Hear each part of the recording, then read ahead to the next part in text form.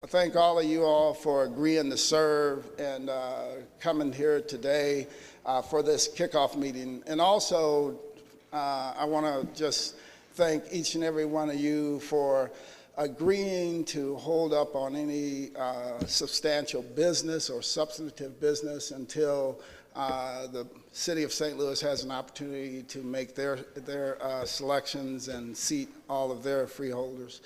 And I do believe that we will be able to get that done in fairly short order, which will allow you to continue doing your business, but to commit to this for a year-long process, and a process that obviously across time, at times, it's gonna be contentious. I don't think it'll all be good times, but it's worthwhile work.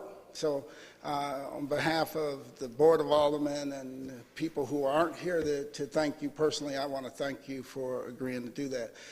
We do have a few members of the board that are coming today to just give you some of their thoughts about what they would like to see throughout the process. We have with us also the mayor of the city of St. Louis and a few other electeds that may show up here before we wrap up today. But before I officially turn it over to you, I'm going to ask that the clerk of the Board of Aldermen just come up or just take a mic out there. Mr. Clerk? Mr. Clerk, could you grab one of those just right here or right here in the center would be good. Feels good telling former Alderman Terry Kennedy what to do. See, he used to be, he's the guy that trained us all on this floor when I first came to the board. But if you would want to just greet the freeholders and give them a brief history of this Board of Aldermen before we move on, and then I'll recognize the mayor, and then we'll turn it over to the freeholders. Surely. First, welcome to the City Hall. It is my pleasure. I've seen most of you. I was at the front when you came in, so that you can put a face with the individuals of this city. Yes, I was an alderman. I was first elected in 1989. I was 2 years old. I was very mature for my age, and stopped being an alderman in April of this year. I'm presently the clerk of the board. They decided out of their wisdom to keep me here because I was out of here. However, the city of St. Louis has a very rich, as you know, and diverse history. Its first European settlers came into this area around 1672. That included a Jesuit priest and Joliet, who most are familiar with Joliet, Illinois, who came into this area. Much later did you get Pierre Laclede and Augustus Chouteau. Its history is very much influenced by that of world history. Oftentimes you don't hear about this area because the United States is measured by its English colonies and not by those areas that were colonized by the French or the Spanish. So you hear of the 13 colonies, but you don't hear of the history of this area as much. As you know, this was a French territory. Then later the Spanish took it, then later the French took it back. But there was a significant instance that happened in history that forced Napoleon to ultimately sell this area to the United States. And that was their struggle they were having with Haiti. The Haitian Revolution, as you know, began around 1791 and ended in 1804. That put such a strain on Napoleon's effort to create a new empire that he could no longer manage and maintain this area and decided to sell it to the United States. The Haitian Revolution had a direct impact upon the city of St. Louis becoming a part of the United States. Long before the French colonists came here, they have documented the native people of this land living in this area, some 40,000 that they consider to be a part of the Mississippian culture. This was the largest enclave of Native Americans outside of Mexico. There was no enclave of Native Americans as large as this area right here. They're not absolutely sure of the name. Most just call them the Cahokia, but they do recognize the significance of these individuals and what they did. They created an area ready for others to come into. Much later, because the artifacts show that they were here in this area some 1200 BC. They did not reach that height of that 40,000 to around 1100 AD, but it was an area of large enclaves of native people. Then later the French, then the Spanish. There were Africans that were brought here as a part of the transatlantic slave trade by the French. The largest grouping came here in 1720 by a man by the name of Francis Renault. He brought 500 Africans from Santo Domingo, which was Haiti, up into this area to work in the DeSoto mines, and then later they migrated into St. Louis as a part of the slave trade. Many of those families are still here. In fact, on my mother's side, we are one of those descendants that were brought here in 1720 to work in the coal mines of DeSoto. Yeah, that's a good, so you look at me, I'm still alive. It is an important thing for us to understand the history. This city hall, as I mentioned to some of you, was designed after the City Hall of Paris. At that time, St. Louis had a two-tier government. You had what was called a House of Delegates, and then you had what you call the City Council. It was much like the federal government of the United States. You had a House and a Senate. The other body was in the Kennedy Room presently, which is across the hall from here, which is another very ornate room that tells a history. Later, after there was a big German influx after the sale of this land in 1803 to the United States, and the Germans kind of struggled with the French till ultimately they changed the government to what you presently have now is a Board of Aldermen. That is a German-based word that means elder man. They did not have in mind women being a part of this body. So much so that their architecture actually reflected that. There were no toilets made for women as a part of the Board of Aldermen, only a men's toilet. They're now finally renovating one so the women do not have to run to the men's toilet and lock the door.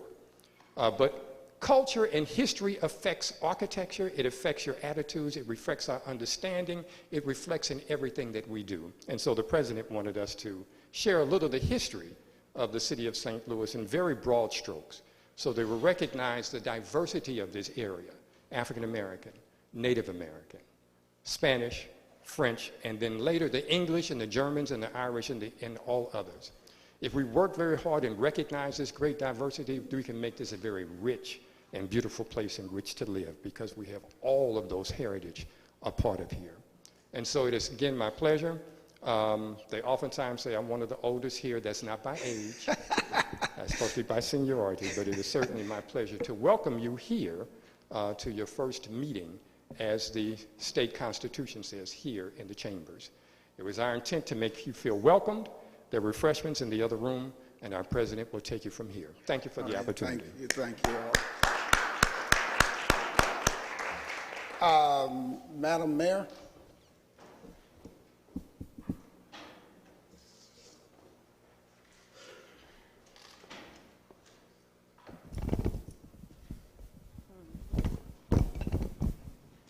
There we go.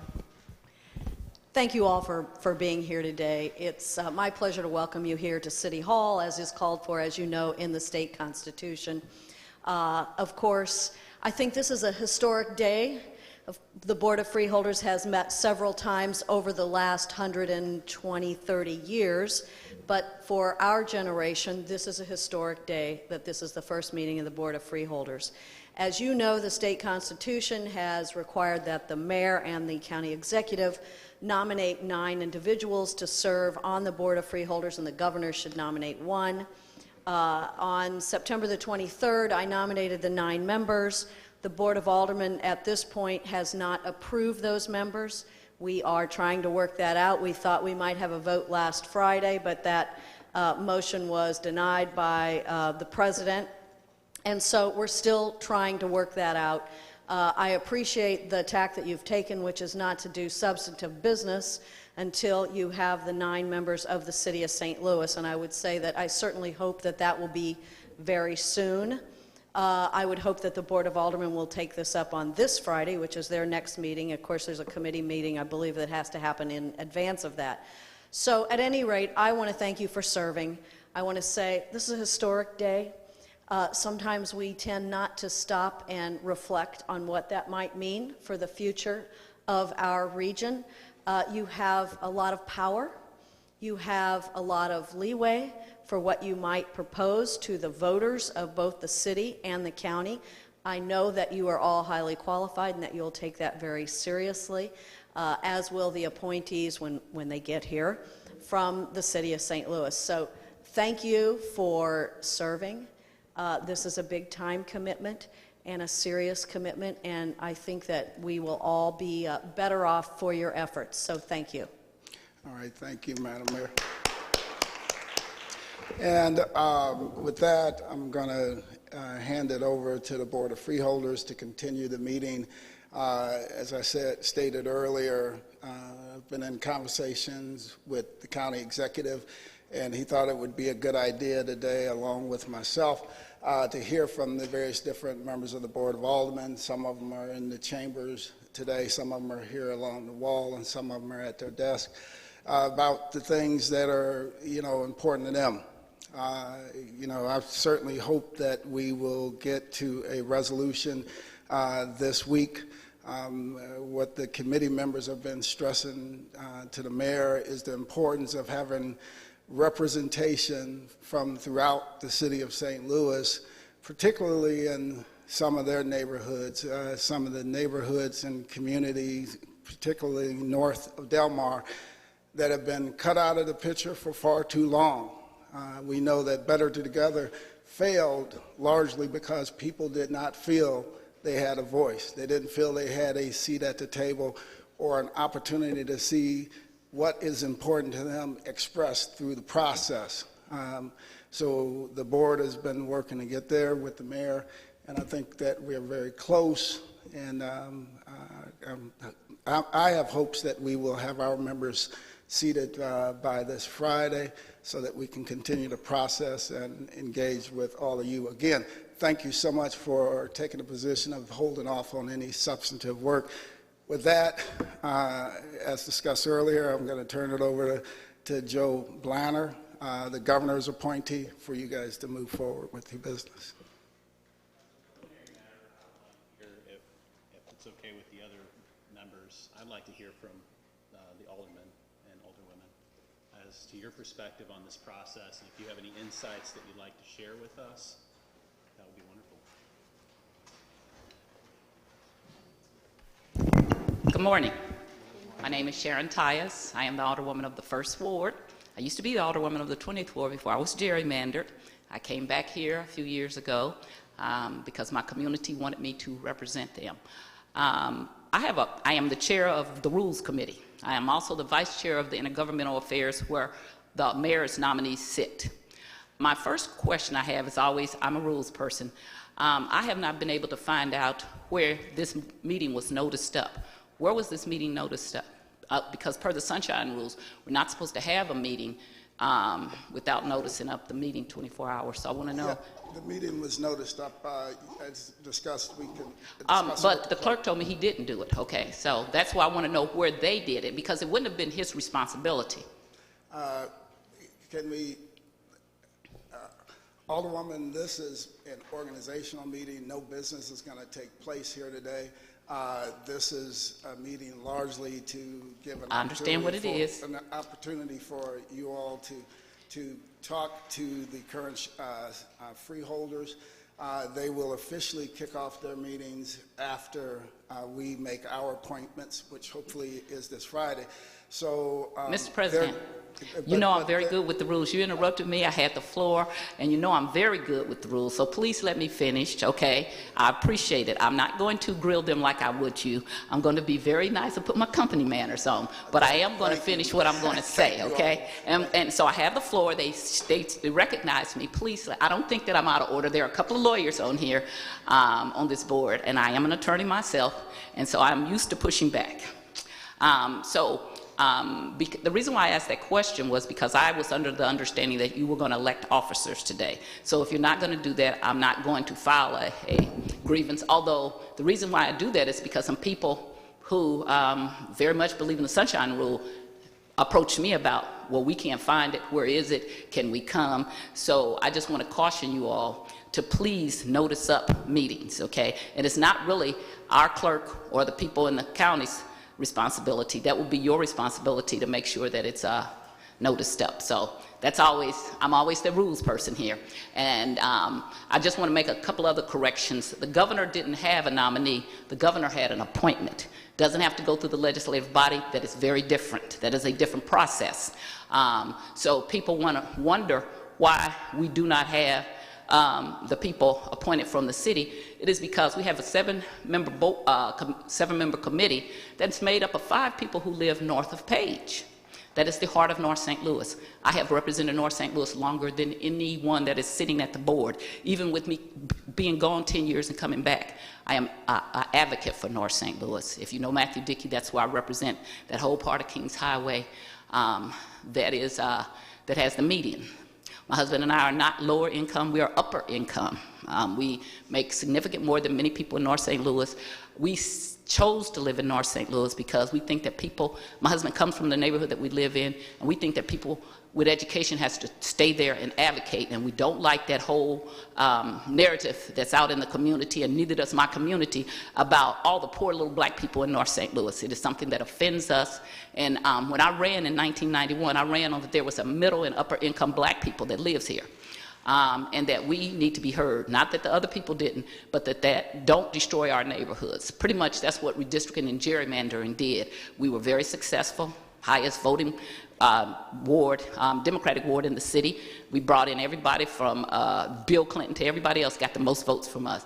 So gerrymandering was a very ugly thing that tore up our community.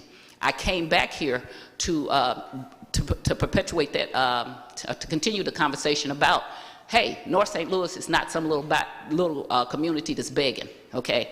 That we are vibrant people made up of all kind of different people. In fact, I want to just tell you, every black person who lives on Lindell, almost every one of them came from my ward. You will know the names, the Robin Smiths, the Wayman Smiths, Carl Grice. They all came from the ward that was the upper middle class black ward before there was integration.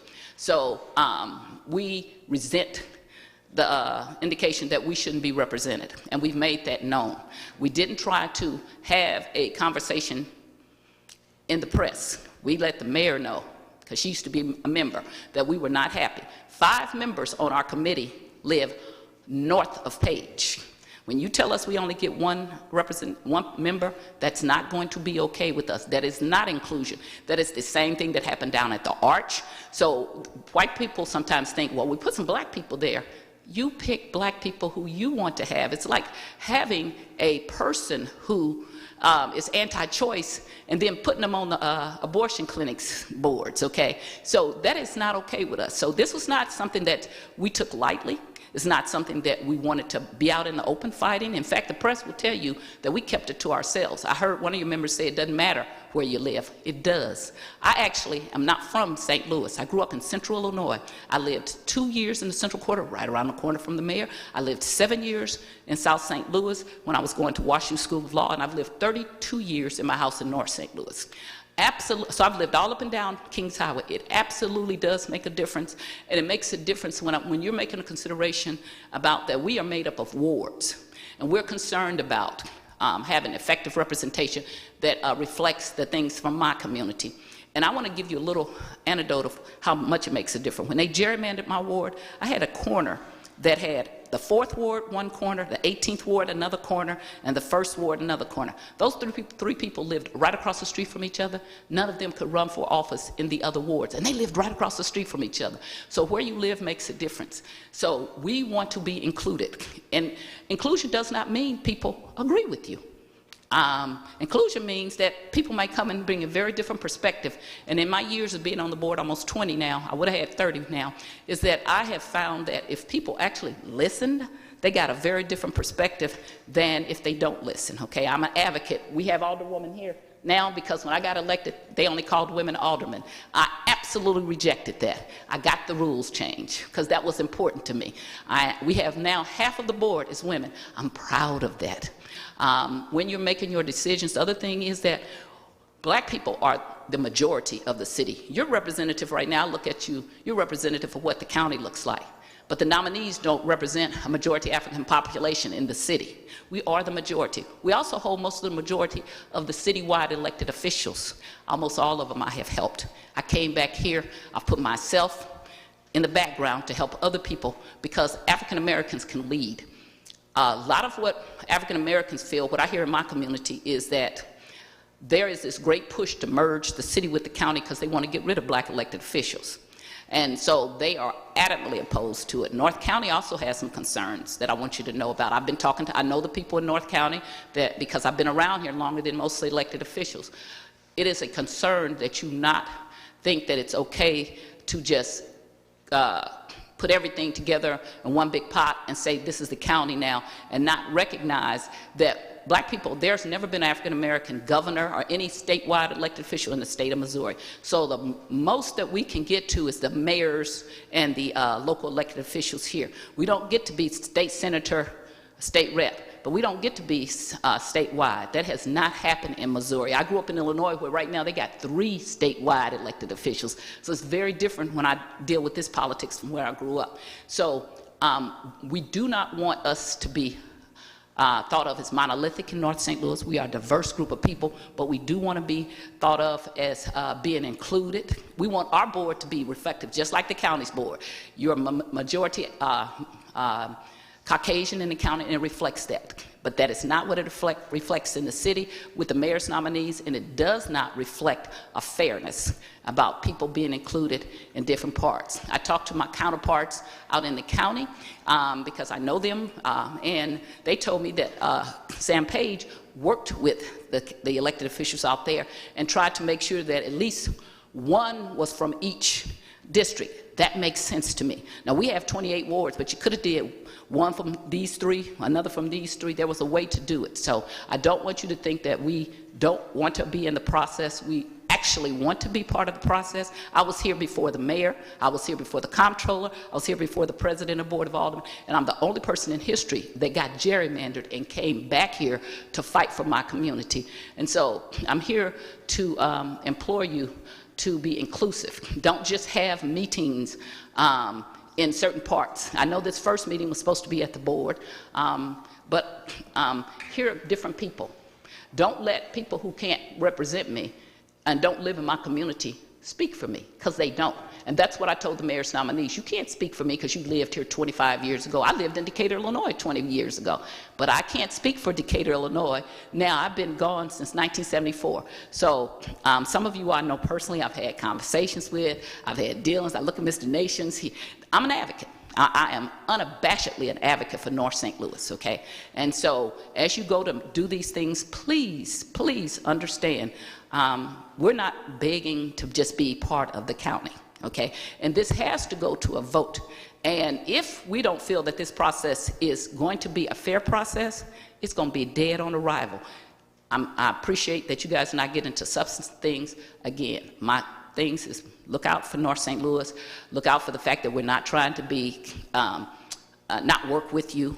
What we're doing is advocating for our community, and also make sure that you notice this up, because there's a lot of people watching this. And so I was sent here to say, why haven't I seen that there was going to be a meeting? And I would kind of think that probably even an organizational meeting we should have noticed up, okay? But we're going to get by long as we don't do any business. But from now on, please find a place that everybody can know what's going on. And please know that as soon as we can get a fair representation on the board, we're all in, and I will be available to any of you all. If you want to talk to me, I will give you all my information. If you want to talk to me about what North St. Louis looks like, because I've represented it for a very long, since 1991. Thank you so much. I appreciate your time. I know that it takes a lot of time for citizens to want to participate in things, so I appreciate what you're doing. Thank you. Thank you. Hey, Mr. Bliner, before we thank you, Alderwoman. Just as a note, and I'll have the clerk bring you the link, the meeting was noticed up Friday at 2 o'clock. It says the Board of Freeholders. You'll see it on the calendar with all of the information about today's meeting and everything. But let's allow them to move forward. Okay, I'm just... I know, but since it was going to be held here, and they need to organize and elect officers and assign someone to do that, we did it on there. We did it because it's a meeting that's going to be held here in this chambers. But in fairness to them, so that we can move forward, let's just allow it to be the point. the meeting, but the point is the meeting was noticed and the media and everybody was notified. Alderman from the 23rd. Yes. So anyway, I'm Joe Vaccaro. I'm the alderman in the 23rd Ward. I lived on my block my whole life, which is 64 years, getting ready for Social Security next year. I did want to at least ask at some point if you would just stand up and let us know what part of the county you represent. I do appreciate everybody being here. I really do. And I know it's going to take a lot of time. And I did read through the rules, and trying to put something together that will actually pass on any ballot, city or county, is going to be near impossible. Because I do believe the city people believe that we're doing just fine. And I know we are. In fact, our reserves are growing. We're not, every time I see the news that we're floundering and we need the county's money, that's not even close to factual. It seems like one of the things that I probably disagree with, I know there's the stuff going on with the airport, and I'm not a fan of getting rid of it, but what I think is funny, when we were asking the county to pitch in to build the stadium that the Blues play in, the county was absolutely, positively against it. Yet, although the city made a lot of money when the Blues won the Stanley Cup, I think the county equally did very well.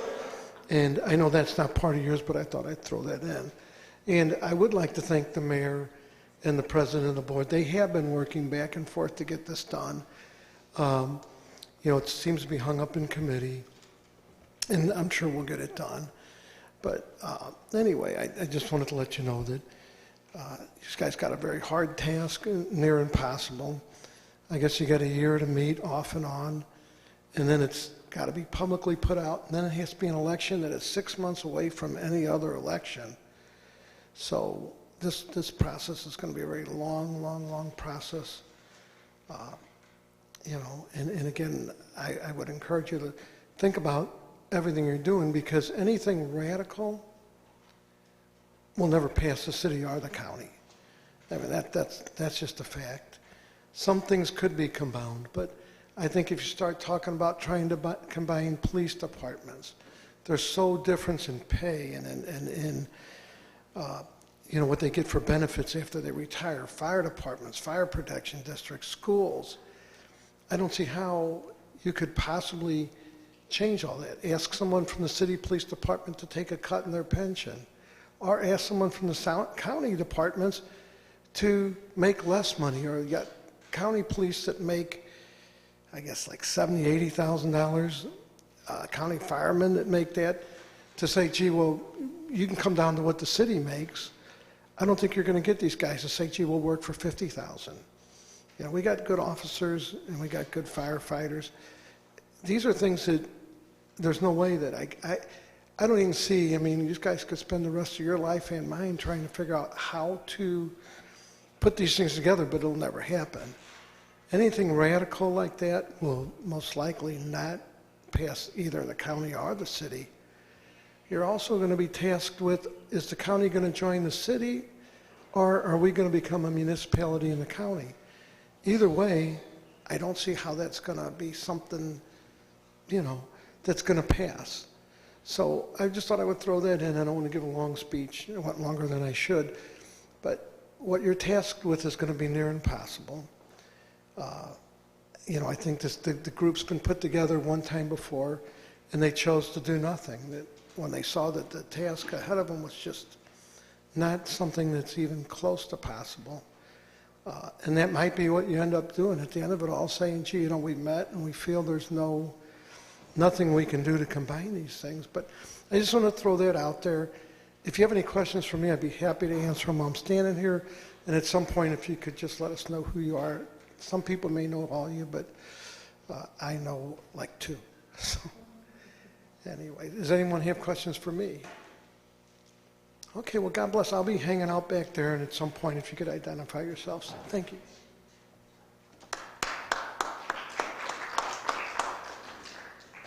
Morning. My name is Shameen Clark Hubbard. I represent the 26th Ward in the city of St. Louis.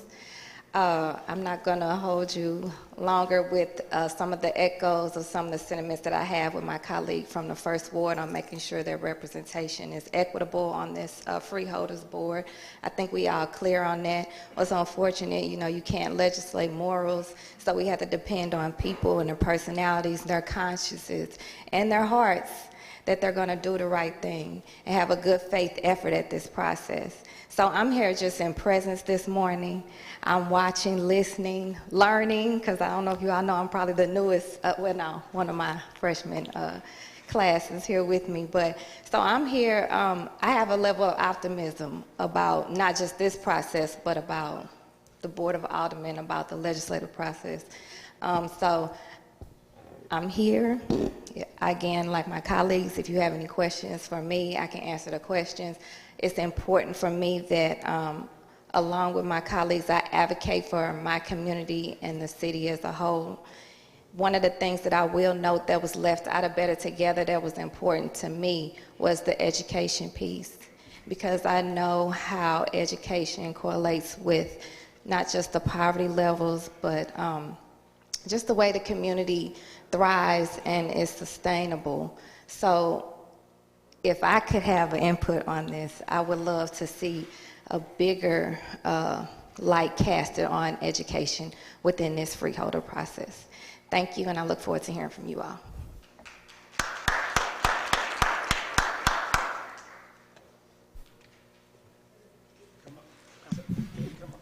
Thank you, Mr. President. I almost want to say members of the board, but this is not our board.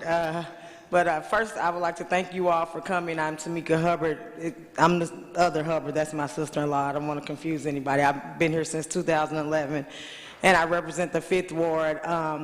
Just to echo some of the things that my colleague from the First said, I mean, she was very open and honest and transparent about that process and how we don't have our members facing you and being included in that process yet, because we did feel that as a body or as a Black Caucus, we weren't engaged in that process. We knew we couldn't personally handpick the person, but we felt that it was not representative of North St. Louis and the type of leadership and the needs that we definitely have in our community. And we need strong voices, you know.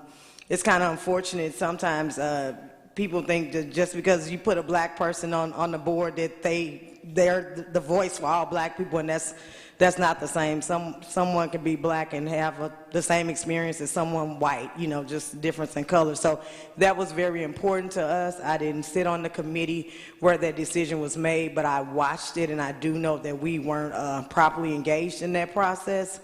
With Better Together, it was botched from start to finish, and I remember I was reading it, and before I could get 4 or 5 pages in, what struck me was they made a comment about that this would not take away representation for African Americans because we have a Black county prosecutor, and that was just the craziest thing ever, because that came in on the wave of Ferguson, which the whole world was watching. And so that type of stuff, whoever wrote that, I mean, I was like, if this is an indicator of where we may be going, we're in trouble. So I'll just say again, I just hope that you all are very inclusive in the process. I get it. We do need to streamline some things, you know, as far as being together, just from a regional perspective. I get that. But if it will take away African-American representation in a state that has a deep-rooted history of doing things that disproportionately impact African-Americans and people of color, then that's a problem. But I believe that if it's structured right, it can happen. And it's specifically, you know, you all hear us stump for North St. Louis so hard, and that's because, like, we're down here at this Board of Aldermen, and we have to work very, very, very hard to get anything done in our communities. And that Delmore divide, that's real. That's a reality. I've just been here since 2011, but I've lived in this city all my life. My family has been here for 5 generations, so we've seen it, and we know how hard we have to work. So the process is bigger than just having 1 or 2 people of color at the table. I think as a city, as a state, as a region, we need to be all encompassing and making sure that we're doing what's in the best interest for us entirely. So that's all I have. I wish you all the best. I know it'll be a hard process. I know this will ultimately end up to the voters, but when and it does, I just hope that you all utilize every resource to engage the people in St. Louis, specifically North St. Louis, because on any election day in St. Louis, less than 20% of registered voters are coming out to vote. And even with the ballot language, you have to make sure that it's right, because people will think a yes notice, a no vote, and all that. And we've gone through that just with the reduction of the board bills that were put out there. And some of that stuff was by design. And I just hope that if and when it hits the voters, St. Louis City will be able to decide. St. Louis County will definitely be able to decide. And we won't broaden that net and get rural Missouri involved in there, because this won't really impact them. So I just hope that we do it right. If we truly are about being together, merging, doing what's in the best interest of our state, I hope that we do it right, and that's all I have. Thank you.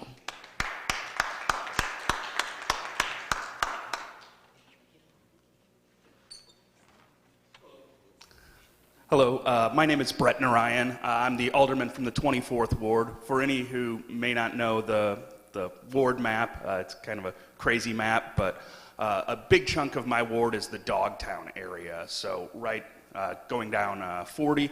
I also serve on the Intergovernmental Affairs Committee, where the mayor's nominees are right now, and I do have a lot of hope that the next time that you meet, that we will have representatives from the city meeting with you as well. Unlike some of my colleagues, I'm a bit more optimistic about this process for you guys. I think that Clerk Kennedy did a fantastic job about explaining some of the history of the city, and I don't want to go too deep into that, other than it's hard to sit in this room and not think about the history of this city. And I would encourage you to put yourself in the history when you're making the decisions moving forward. This is a historic process, and you all are a part of that. And the decisions that you make or do not make will be reflected in our city's history forever moving forward. I also had the opportunity to run a campaign just several months back, and so I knocked on close to 3,000 doors in my ward, and I talked to a lot of people. At the time, Better Together was one of the topics just kind of dominating the news cycle, and it didn't seem to my constituents like there was a huge appetite for a major merger, either the city into the county or the county into the city.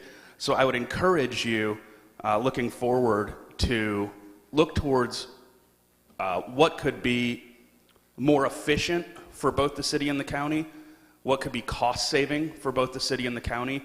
And I think if you're looking towards those issues, that you can come up with something that will be looked at favorably by both constituents in the county and the city, because ultimately you do have a tricky task at hand, and that's to come up with something that's going to pass muster with county and the city. And there's been a divide there for since 1876, and so there's a lot of hurt feelings there on both sides, and so you do have a tricky task. But I would encourage you, if it feels like the task at hand is too overwhelming, remember one of the biggest successes that the Board of Freeholders had, and that's Metropolitan Sewer District.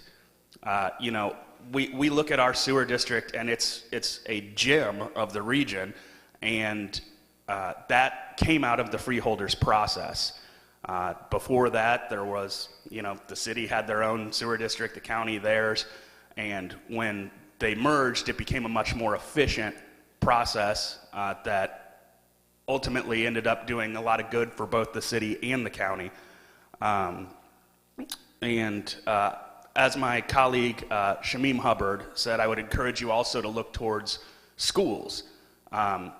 What happens in the city affects the county, and what happens in the county affects the city. There's no escaping that. Neither the city or the county is an island. And so if we look towards the future, education is what is going to fix some of the problems in the city and in the county. And if we can look towards education and look towards making our children have a better future, the region will be better for it. And with that, I wish you the best of luck. And if you have any questions, concerns, comments, you want a sounding board on anything, please don't hesitate to reach out to me. I'd be happy to discuss anything with you as a group, one-on-one, meet up anytime. However you'd like to do it, I'd be happy to discuss any concerns you may have moving forward. And thank you very much for your service. Thank you, Madam Mayor, for the microphone being at the correct height. I appreciate that my tall colleague over here, Dan, always raises it too high. So, hi, I'm Annie Rice. I'm the 8th Ward Alderwoman. Also, just want to echo, thank you so much for being here. This process is people-driven. You are here because you represent so many different areas and expertises, and your area of knowledge, your body of knowledge together is immense, and that is what this process is supposed to reflect. And hopefully we will get our city counterparts to join you as quickly as possible. But as we go forward and we think about, why this process was even brought about, the Board of Freeholders is normally given a specific task, right? When MSD was created, it was a specific. The people were consulted, were asked to sign a petition to create this thing. You have a very open-ended task ahead of you. It could be anything. It could be nothing. And so I think there's an incredible challenge there that might be overwhelming, that we're a region with immense challenges and immense possibilities as well. So to try to narrow those things down, I would encourage you to do a whole lot less of this, listening to us, and going out and actually listening to the people. You have unlimited power to be able to hold public meetings, to do public engagement, to survey people, you can spend money and we send us the bill. So I know that that's not popular in government to say that, this is at the cost of the taxpayers, but this is important. And one of the greatest successes, I think, in recent memory is the Ferguson Commission, right? The Ferguson Commission came out, they held public meeting after public meeting, they took a beating, right? So sometimes you need to have loud and rowdy meetings where people are yelling and they are getting their feelings out, because there's a lot pent up in our region and people want to be heard. So the more you can get out and speak with people directly, business owners are great, but also the people on the street, right? The people who are living on our streets, they deserve to be heard.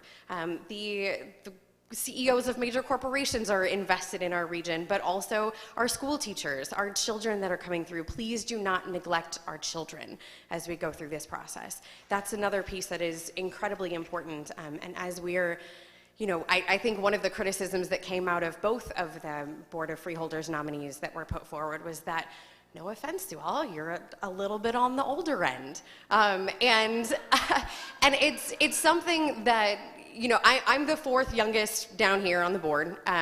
And we have a good number of younger folks in our 30s down here. And you are working on the future of the region. And so the more you can intentionally get out and talk to the young people, talk to the 16-year-olds, talk to the 17-year-olds. They're going to be voting very soon. Some of them may be voting by the end of the year when this comes in front of them. They want to know that you care about what they want for their future, not just what we're telling them that they want, right? If we've got an opportunity to move forward in a big way, let's include all of those kids. And as we look towards education, I know that you are bound by the Constitution. There is only so much that we can touch.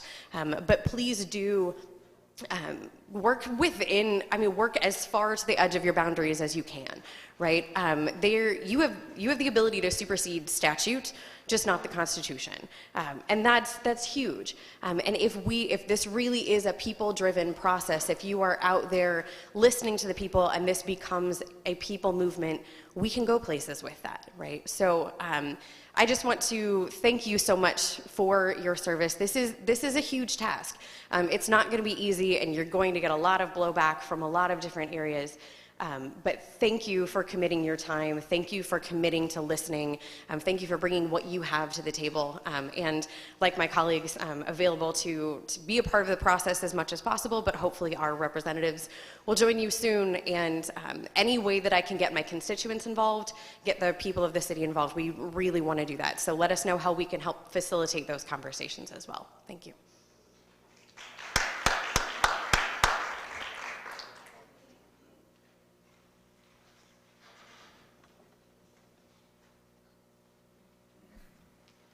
Alderman Todd, could you move out here somewhere so that they can see you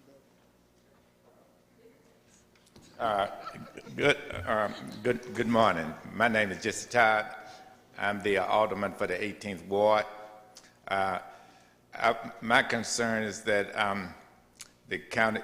the city has fair representation. That's the number one thing that I've heard this echoed before, that not only we're not talking about the color of a person's skin. We're talking about where people live is important. Not only where they live is important, but we need a diversity of opinions. Many times people tend to pick people who had similar opinions, and that and also diversity of economics. We do have poor people, and most of the people are poor. Many of the people in North St. Louis are poor. So we need to look at the class of where the person comes from, because many middle class blacks who haven't had experience in being poor don't understand, most of them don't understand blacks too. So it's not just the color, it's not just where you live, it's also some of the experiences that you've experienced. And I can say for myself, I don't need to go into it, but I've had very diverse experience in many areas. The other thing is that we need to make sure that we have an earnings tax. For example, if we talk about merging, we need to make sure that we do not take our resources in the city are scarce, and we do, unless it enhances the resources that we have in the city to provide the services for our constituents. I think we should take that into consideration, because due to our tax base being lower, due to our problems being greater, which our major problem is poverty. And let me repeat that, poverty. When we hear about all these killings, it's not, this is an element of the black community, the poor people. We're talking about poor black people who are doing this killing, and this is due to poverty. And, and a symptom of that is a lack of drug treatment.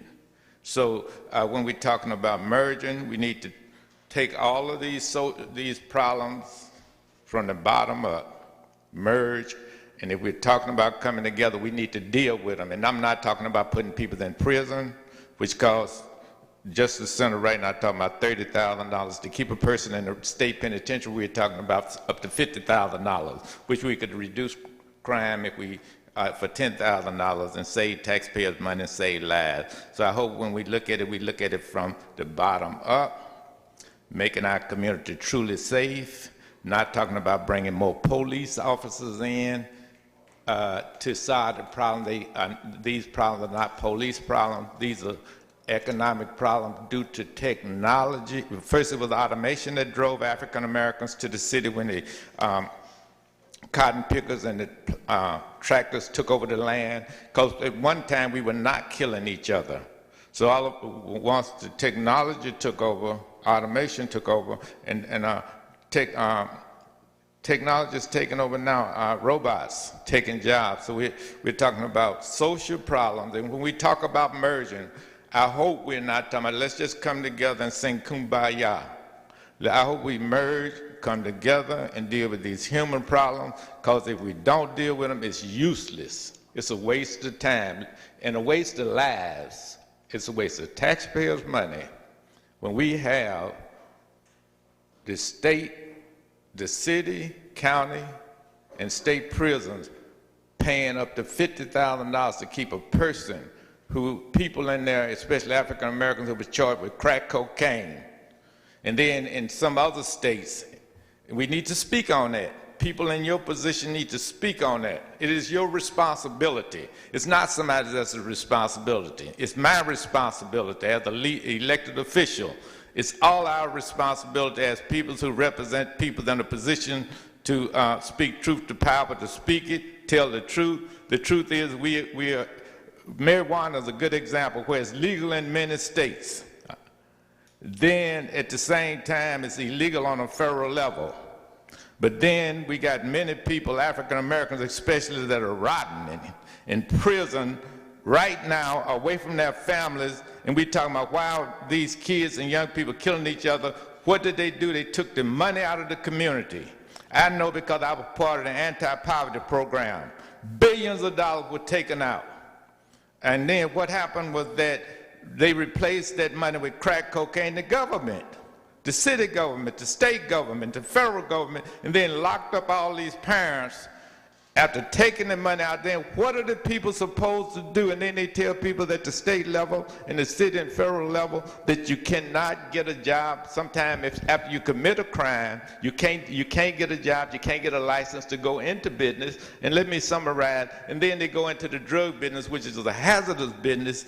So what we need to do when we talk about merging, we don't need to talk about whether we're going to merge forestry or some little. We need to talk about the real solutions that's going to make our community safer, that's going to make our whole region safer, that are going to save true lives. And that's what we need to be. That's what we need to deal with. And again, we need to make sure that these people come from a diverse background, not only because of the color of their skin, but also because, and not only their location, but because of the class they come from. Because again, I'm middle class, I didn't come from the middle class, but we need people who actually can speak to the needs of that group, like the people out there who are right now, right across the street, sleeping outside.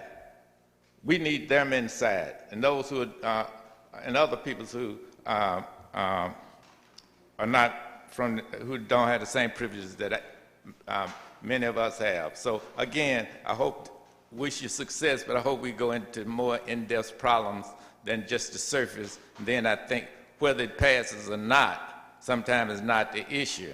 I hope, but what's important is that we educate people and tell the truth about how to solve some of these problems that we have.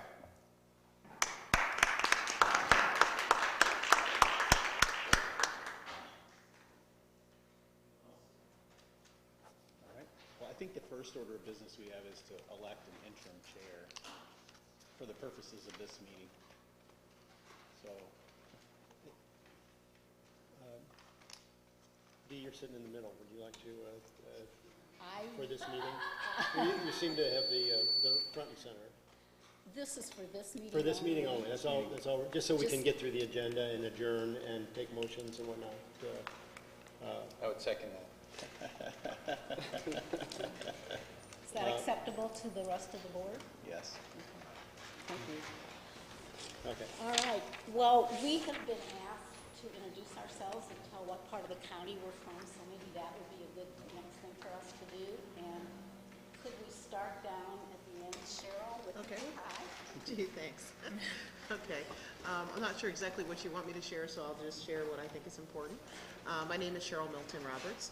I'm not originally from St. Louis, Missouri. I'm the daughter of a veteran and the granddaughter of a veteran, and so had the benefit of being able to travel around. Oh, what should I do? Okay. Sorry about that. My name is Cheryl Milton Roberts. I'm not from St. Louis, Missouri.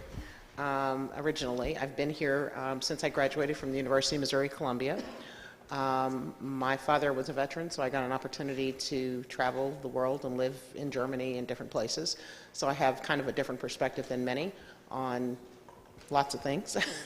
I moved here, as I said, as a graduate of the University of Missouri-Columbia and started work with the May Department Stores Company, which is no longer here, in their executive training program, and have worked in different capacities for other large corporations within the St. Louis metropolitan region. I'm the mother of two daughters. I have a daughter who is a recent graduate of George Washington University, and I have a daughter who is a junior at Yale.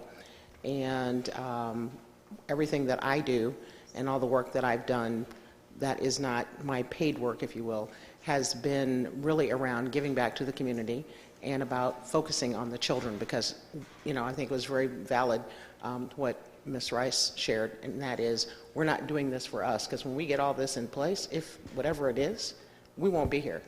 Okay? So it is very important that we hear the voices of the young people.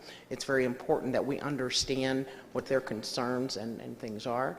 And so even, you know, when we did our initial discussions with Dr. Page, that was something that I shared with him. The other thing that's very important to me, and so what I do professionally as well as what I do when I'm not at work, is that I spend a lot of time working in the organizational development and social justice spaces. I think it's very important for everybody to be included and everybody to be heard. And I don't just mean black and white, I mean male, female, and et cetera, the whole, you know, spectrum of diversities that we have out there. And I think that in our region we have had a little bit of a challenge with that. So hopefully all of us working together, we can make sure that everybody's heard and that we can explore some areas that may be uncomfortable for some, but that are necessary, you know, to be explored, and hopefully put some suggestions on the table that may be of value to the community as a whole. Very much, Cheryl. And just to remind all of us that this is being recorded and live streamed, and so it's really important that we speak to the microphone. I thought my voice might carry to that one, but so that's why we're really concerned to make sure that everybody's able to hear and that everything gets caught on tape. Okay, Katie? Cheryl, that's a very impressive act to follow. My name is Katie Ferrand, and I am from South County. I was born and raised in South County. I currently live in Sunset Hills. My experience is primarily, my day job, if you will, is real estate in various forms. I do have some government experience. I worked in the office of Governor Matt Blunt. I was based in his St. Louis office at the Wainwright Building. I was director of outreach for 3.5 years. I also interned in college for State Senator Anita Yeckel, who's no longer, actually today would be her birthday. I don't know if some of you, Anita worked a lot with the city, and she was a very good mentor to me. I have a master's in legal studies from Washington University School of Law and a bachelor's in finance from Fontbonne. My pride and joy the last 9 years has been serving on the board of the Lee May Child and Family Center. We are located obviously in Lee May. We serve a very diverse population, primarily in the Hancock, Bayless, Afton school districts, and a little bit of South St. Louis as well. Lower income, accredited, licensed early childhood education, and the support services that come with that. We do a lot for the families. 10% of our students are in protective services. So we have a lot of trauma that our kids go through. And in fact, we are a trauma smart facility. So we try to work not only with the children, but also the staff and the families, and to deal with what they have witnessed in their lives and how to, move forward from it, but to heal from it.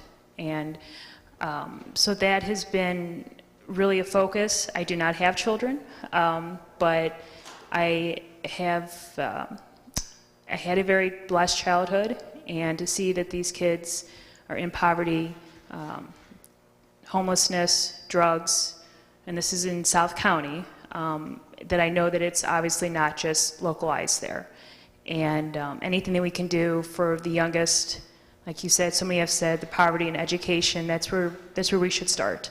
And so that is hopefully my focus, to shed some light on that and to see what we can do to help the youngest generation move forward, move up, be better, get the education, get the support they need. And I hope this process can focus on that. And I just want to thank all the Alder people for being here, and it was great listening. This was a very good start to this process and very informative. And I look forward to working with you and learning more about your wards. And yes, thank you for having us. Joe? Thank you. All right, thank you. So my name is Joe Blanner. I'm the governor's appointee, so I'm neither a resident of the city or the county. I actually live in unincorporated Jefferson County, very close to Eureka, which is in St. Louis County. I believe one of the reasons for my appointment was that I've actually spent about the last 4 years studying the history of the separation of the city and the county and all of the freeholder processes, starting with the one that happened in 1926 all the way up to the most recent effort in the early 1990s. So I hope that I bring a historical perspective from the research that I've done. I'm also a practicing lawyer. I work for a law firm in Town and Country called McCarthy, Leonard & Kamer. I'm a principal there. One of my primary practice areas is municipal law. I have a master's degree in public administration and a bachelor's degree in public administration. I've spent a lot of my career working with local governments. So not only do I bring a historical perspective, but I also think I bring the legal perspective. And in addition to that, I care very deeply about this region. And so even though I live in Jefferson County, I realize that what happens in the city, what happens in the county has a profound impact on the entire region, inclusive of the outlying counties. And I care about the future of my own 4 children, and I hope that they can stay here and be prosperous along with all of your children. And I don't believe that that's going to happen if we don't move forward. And so it's my hope that this process will be successful. I realize that there are prior efforts. I think that historical perspective has to influence the decisions that we make as a board. One of the things I want to point out as we move forward is everybody keeps using the term freeholder. The actual correct term is elector. In the late 1980s, there was a Board of Freeholders that was constituted, and they were advancing something that has come to be known as the McNary Plan, and that board's efforts were ultimately struck down by the United States Supreme Court, and the court decided that the freeholder requirement, which is a property ownership requirement, was not a proper requirement. And then the Missouri Supreme Court came back and said that didn't invalidate the constitutional provision that the actual term is elector. So hopefully as we go forward, we can call ourselves electors, because that's actually what we are, not freeholders. And colloquially, people keep telling me that we're freeloaders, and I don't want to be referred to a freeloader. I also, just as a quick little aside, I work in the county now. I have worked in the city, and I've even worked for the city. When I was a college student and a law student, I had the privilege of working for Slate in the Summer Youth Employment Training Program, and that was a great blessing to me. I learned a lot and really appreciated the opportunity. So I think I bring a couple different perspectives that I hope will be helpful to this board as we move forward. So thank you.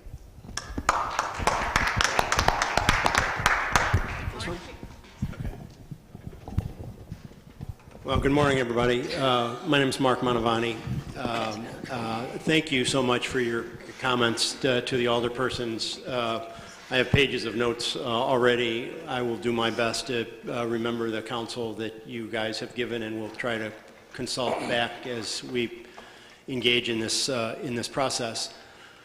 With respect to my perspective on being a member of the Board of Electors, it is my personal feeling that we here are all neighbors and friends and not enemies.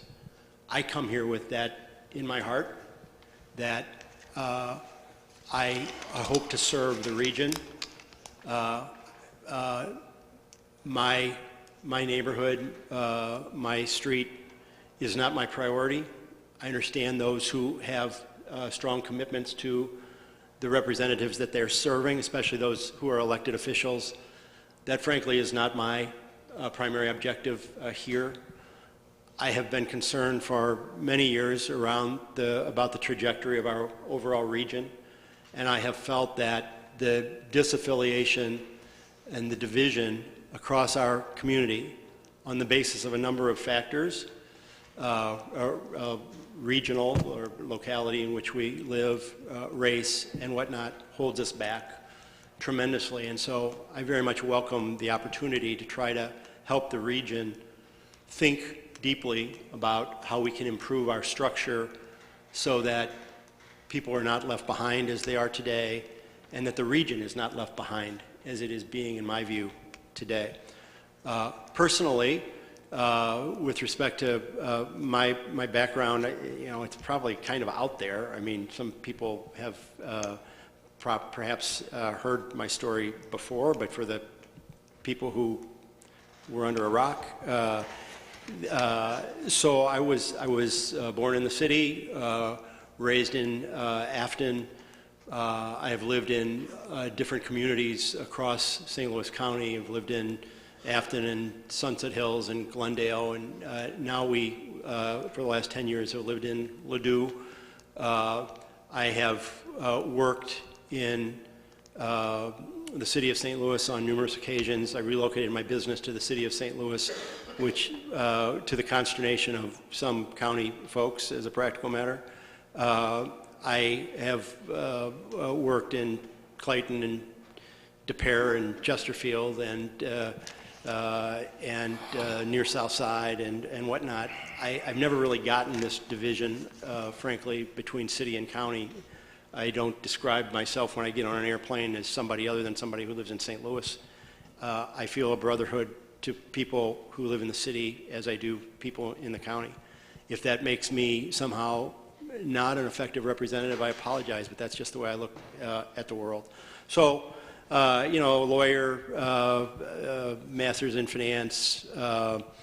Most importantly, I have 3 children and soon 10 grandchildren, all who live in this region.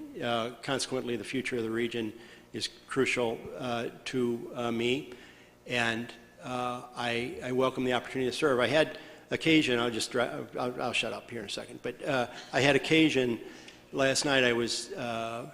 Somebody gave me a book of speeches, great speeches of all time, and I was reading Lincoln's first inaugural address, and he said to the people gathered there that he didn't have the power to divide the Union. Only the people had the power to do that. And I think it's important that we on this board remember that ultimately we don't have the power to do anything. We can make proposals. It's only the people that are going to have the power to do whatever we might offer, And secondly, I just want to reiterate, as he said, that we come here not as enemies but as friends. I hope that we're able to take a spirit like that to all of the efforts that are going to be engaged here. We've all had different experiences. We all have been born to this or that and whatnot. And the accidents of birth should never, I don't think, be held to create animosity, so long as people are willing to listen and converse and are open-minded. And I think that's ultimately our core responsibility. So thank you all for your time today. Thanks, Mark. Well, I'm Dee Joyner, and I am your temporary chairman for today only. And thank you for the opportunity to play this role, and thank you to all of you from the Board of Aldermen who are willing to come and share your thoughts with us today.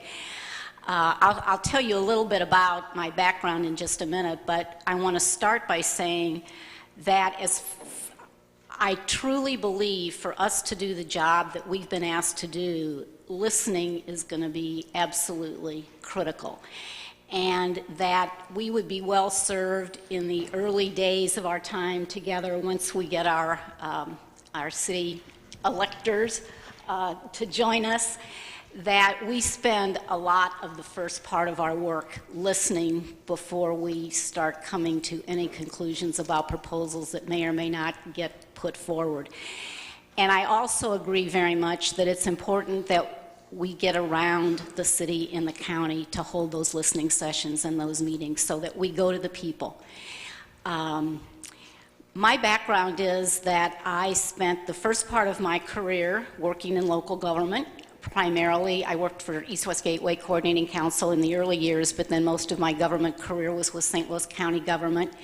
And I will share with you that, yes, it is true, I was the county liaison to the ill-fated Board of then freeholders that unfortunately worked very, very, very hard and were not able to see their plan presented to the voters because of the technicality from the Constitution. So I am so, so hopeful that that doesn't happen now, because I think where we are right now in the city and the county is a real opportunity to listen, to see what we might do that could really help move us forward and that would be acceptable to the voters in the city and the county.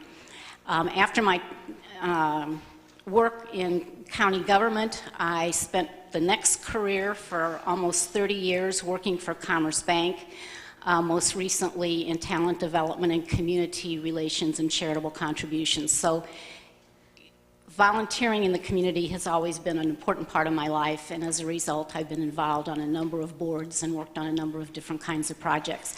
I am one of those, Alderwoman Rice, at the other end of the spectrum, if you will. And so I retired from Commerce Bank a few years ago, and now I work part-time for the Adrian Dominican Sisters as their director of their Office of Resilient Communities, which is a fascinating project. I won't take the time to tell you all about it now, but if any of you are interested, really working with the sisters to facilitate a process to understand the needs of those in the margins in the communities where they historically have served, and give them an opportunity to invest in, empower, and give back as the number of sisters are dwindling in the ministries that they have in those communities. So it's just a fascinating opportunity, an opportunity to engage with the citizens in terms of needs. So with that, I will pass the mic to Alex. Thank you, Dee. And good morning, everybody. First of all, I want to agree with everything that's been said so far on, with our board about intentions on serving. I think it's incumbent upon all of us to bring our best efforts forward with this group to make it better for the entire community. So with that, let me give you a very brief bio. So my mother and father met in St. Louis to start their family. My father's Mexican-American from Texas and spoke English as a second language, and my mother is Irish-English from Central Illinois and is a nurse and has been a nurse for many, many years. So which partially influenced, I guess, my career choice. So I grew up in Maryland Heights, but moved to Kansas City after graduating high school and did my degree there. And a couple of things I did there that I think influence who I am. I was a paramedic there for a couple of years. And so if you're familiar with the city of Kansas City, it's a very large city. It's one of the largest cities in the country. And so after working as a paramedic, I went to medical school at MU. And then went back to Kansas City to do my residency in emergency medicine. So I've traditionally worked in inner city publicly funded hospitals, because I truly believe that was my calling. So I did that for a number of years until I was called to active duty with the military. So I'm 20 years in the reserves. I'm a colonel in the U.S. Army Reserves.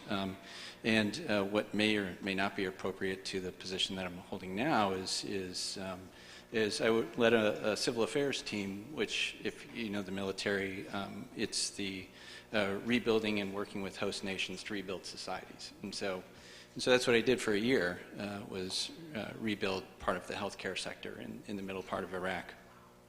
So you could say that was good training for what I'm doing now. But came back, lived in Albuquerque for a while, which was another interesting place, and then moved to D.C., where I did emergency medicine and was also the chief medical officer for the Department of Homeland Security.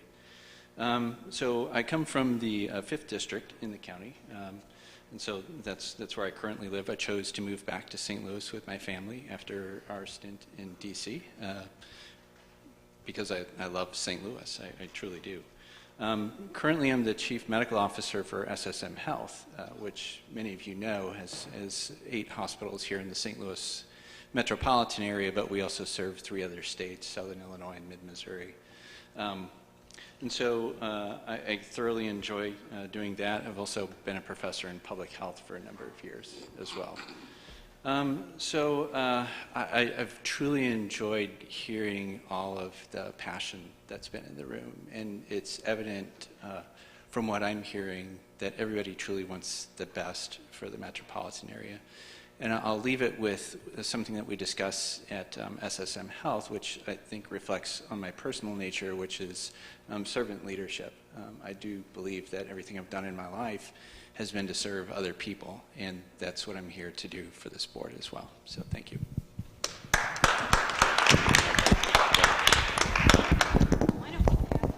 I got one. I've got a microphone. Thank you. Thank you. Morning, everyone. My name is Fred Searcy Jr. First off, I want to say thank you, Alderman, for inviting me back on the floor. I also like to say thank you, President Reed and Mayor Cruson. I'm a 64-year-old North County resident. I live in unincorporated North County, the only one in the unincorporated area that has been chosen to be a member of the Board of Electors. I just want to start off to say that I've been a lifelong resident of the St. Louis area. I was born and raised in St. Louis City. My grandmother and them have lived, well, they're deceased at this time, but they were one of the first black families to move on their block, and we still own that home. So that was about 70 years ago. My brother lives in Alderwoman Tyus Ward. I have my mother lives in Alderman Moore's ward. I have a daughter that has a business in the 19th ward, which is Alderwoman Davis. So I am tied to the city of St. Louis. I lived in the city of St. Louis for 30 plus years before my boss, my wife, made me move to the county. So I have feelings for the city and the county. I know you guys are in the process of electing your electors, and I've spoken with some of you, and I've told you that I will look out for the city and the county because I believe that we're just one region. Even though it's county and city, we're one region. When you go out of town, which a lot of our electors up here, when they travel, I'm sure when they speak to their colleagues or something, it's always St. Louis. It's not St. Louis City, it's not St. Louis County. So that's something that we may have to get away from. Excuse me, I currently work for the Plumbers and Pipe Fitters Local 562. I'm the Director of Minority Recruitment. I've been in that position 3 years. I've been a pipe fitter for over 40 years. I also had a chance to work for the city of St. Louis for a short while. My dad is a retired police officer, lieutenant from the city of St. Louis. I know Ms. Tyus very well. I know her husband even better. We went to grade school, even though he was a couple of years ahead of me. So I've listened to everything that you guys have stood up and stated before us, and I understand what you're talking about. Because when I grew up, in my younger days, I know what Ms. Tyus was talking about. In the area where we lived at, it was doctors, it was newspaper owners, it was businessmen, it was policemen. And as she said, they all migrated to Lindell. But it was a strong area, the St. Louis City, the north part of St. Louis City. When I grew up, you could walk anywhere in the city without worrying about being hassled. That's something I would like to see again, because even though it's a city problem, it's starting to move out into the county. No matter where you live at in the county, you are not protected by it. I mean, you can live in West County, you can live in Frontenac, any of those enclaves. Crime will find you. So if we don't address crime, that'll be one of our biggest issues. Another thing, Annie, I heard you about addressing the kids. That's some of the things I do when I go out and recruit. I just don't go recruit high schoolers or adults. I like to go into the middle schools, because if we catch them at the middle schools, maybe we can steer them away from crime. I'm also a Navy veteran. Dr. Garza, thank you for your service. Thank you. I was in the Navy for 4 years, and it was something, it made me grow up. I went there after high school, so I was able to travel. I was able to do things that maybe I couldn't do if I didn't take that route. That's some of the things that I tell kids when I go out and meet them. I'm a little different. I believe that when we start this process, that we should be out in the public, all over the city and county. I believe we should start in the north part of the area, not even North City, but the north part of the area, because the people in the northern part of the city and county believe they are forgotten. And so we have to show them that you mean just as much to us as a person that lives in a well-to-do area, Ladue, Chesterfield, or Frontenac. And if we don't bring that, no matter what we bring to the people, it's going to fail. It's going to fail. You notice I haven't said I went to this school or that school. I'm just a high school graduate. But I listen to people. That is one of my strong points, is just to listen. I don't like to talk a lot. I'm private. I'm a private person. This is too much for me right here. I don't like all this. But I am a proud grandfather of 12. I have 4 daughters, and I have 7 great-grandkids. So whatever we do, I'm doing this for my family and for everyone else's family. So thank you very much. And I know I have to be back in the gallery. It's Friday. So thank you very much. Thanks, Fred. John. Well, after listening to Mr. Searcy, I don't think I'm going to say anything this morning that's going to be nearly as memorable. My name is John Nations. I am a lifelong resident of the St. Louis region. I often get asked if I've spent my entire life in St. Louis. My answer generally is not yet. As we get going, I'd like to say a couple of things. First of all, I'd like to extend my appreciation, and I think the appreciation of everyone, for the hospitality of President Reed and all the members of the Board of Aldermen. And a lot of people will say, well, the Constitution requires you to meet here. The Constitution may require us to meet here, but it doesn't require the hospitality that we've been shown this morning, and we appreciate it, and the time that you've invested to get us better educated about what's on your minds. I'd also like to take this opportunity to thank the members of the St. Louis County Municipal League, which are represented over here by Executive Director Pat Kelly. In fact, the reason we're here this morning is because of the Metropolitan Municipal League. It is a great organization. I had the tremendous benefit of serving as president of it more years ago than I care to remember. I am a lifelong resident of the region. I have lived in the county my entire life.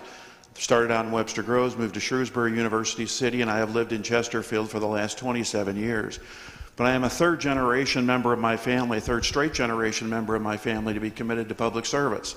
My grandfather was very involved in public service here in the city, my dad very much so in St. Louis County, and me all over the region.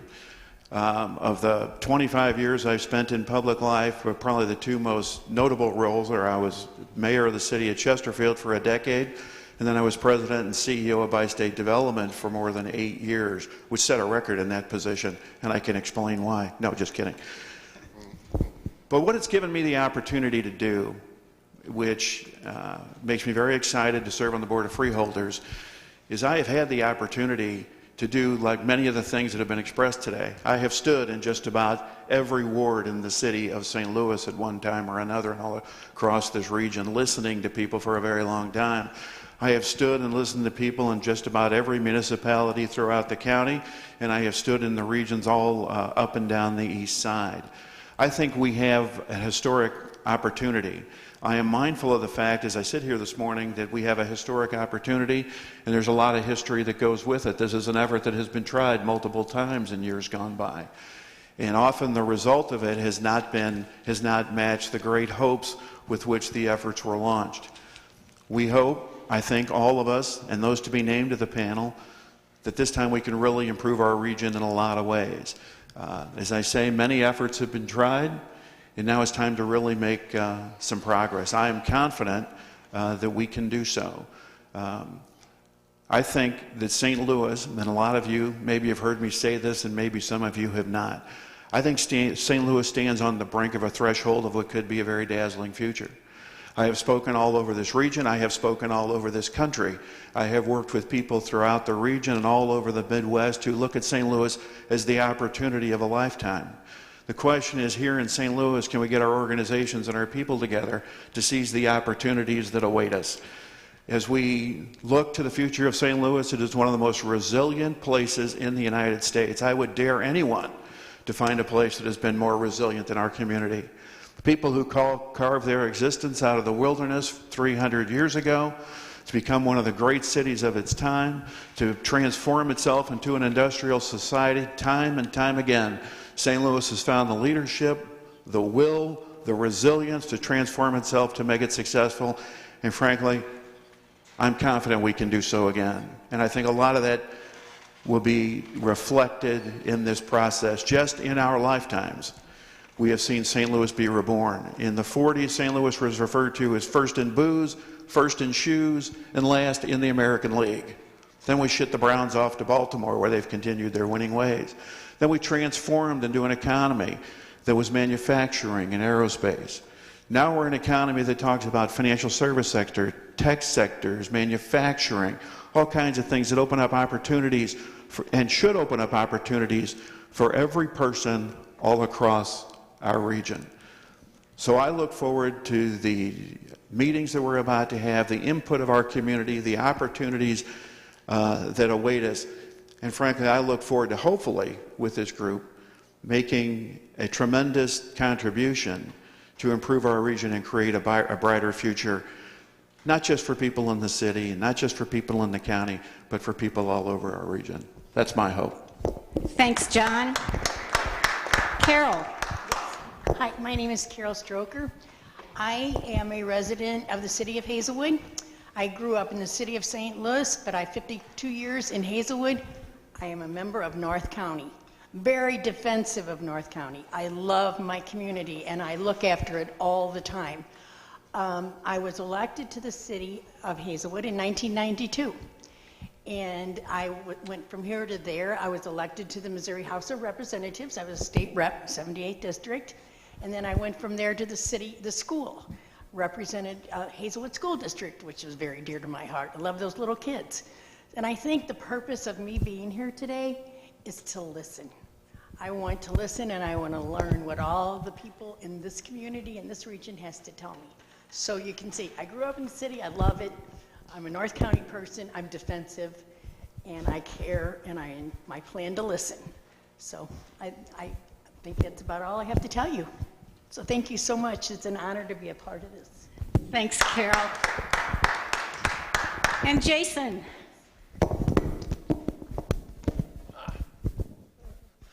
How you doing? My name is Jason Wilson.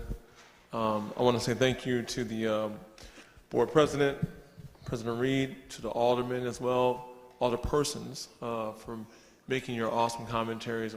I was definitely listening, and I look forward to working with you all and you all advocating and us working together. To the Municipal League as well, thank you all for putting this together, and Mayor Lida Krewson as well. I want to also say, Joseph Bloomer, I appreciate your research there about the term freeholder. When I was looking it up, because that was my first time really ever hearing that terminology, it seemed antiquated, and it is. Hence, that's why they changed it to the word elector. So I appreciate that you shedding that information on us. I grew up in St. Louis, all around St. Louis. I was born in the county, of course, but I had a house in the city recently, other than the city as a resident. Currently, I'm a father of two boys, Jason and Julian. I'm a business owner. I own Northwest Coffee Roasting Company. I'm on the Clayton School Board, I'm the first African American appointed or elected to the school board in Clayton. And I don't say that as a badge of honor, but I say that more so just about the times and where we are today. And I'll shed light on that more as we talk later. I'm a WashU MBA graduate. I want to say that I believe in St. Louis. I'm a fierce advocate of the region of St. Louis, and in particular North St. Louis. I opened up a while ago a coffee shop called Chronicle Coffee at Page and Grand, and what people used to call it the projects in Blue Mire, but it's called public housing. And my goal at that time was to spark economic, just spark an economic investment into that community, and to add value to St. Louis, because I got tired of everyone talking about St. Louis being this wretched place, downtrodden place, and so I wanted to do what I wanted to do was control the narrative, and it failed. But the effort and the energy is still there, and I learned a lot from that experience. And I hope that going forward we can all work together to make this city an amazing place. It has a lot of potential. I have a lot to say, but it has a lot of potential, and I just think if we all can just sit together and come up with some long-term solutions and look to get a return on our investment, not just patchwork solutions to cover up a few things, but more like long-term solutions so that we can get a true return on investment. We can be an innovative city, a competitive city, and an example for every other city in the United States, because no other city has really taken it to the next level of trying to rid the issues that are plaguing our city, like the anti-blackness or whatever the case may be, that's really affecting the divide in our city. So I want to say thank you all for this opportunity, and I look forward to working together with this team. Thank you all. Thank you, Jason. Well, I just want to say thank you to all of you electors for your willingness to share a bit of background about yourself and what your feelings are about this process, because I really do think that is an important way for us to get started, and that we're going to need to do this again hopefully very soon when our city electors join us. There's a saying that relationships move at the speed of trust, and I think the corollary is trust moves at the speed of relationships. And the more we can spend time as we get started getting to know each other and trusting each other, the more we're going to be able to move through this process, because it is going to be a difficult one, and we know there's going to be a lot of different opinions and a lot of different ideas, and that we need to start by listening. So I think all of us agreed that we really don't want to take any actions today until our city colleagues join us, and or really discuss anything much more of import this morning. But let me ask if any of the electors have anything else that you want to say or think that we need to talk about while we're together right now. John? I have one thing, the agenda, but given the comments this morning, addressing the process of how we would post our meetings and when they were going to be, I hear some strong concerns about that. I don't know what the process is, but saying when our next meeting will be, and maybe we don't know, but how we'll go about posting the meetings, I think sounds like something we should address. Does anybody have any thoughts about that? Clearly, we can't set another meeting until we know when our city electors are confirmed, but we will have to take responsibility for making sure that the notice gets posted in City Hall, in the County Council chambers, and anywhere else. And I'm not sure exactly what that process needs to be, but I'm sure we have someone on the board who might be able to help us. Joe. Sure, I would have an opinion on that. I think we could hold another interim meeting, but I think based upon my research, I think that the first official meeting should take place on the second Monday after all of the appointments are made.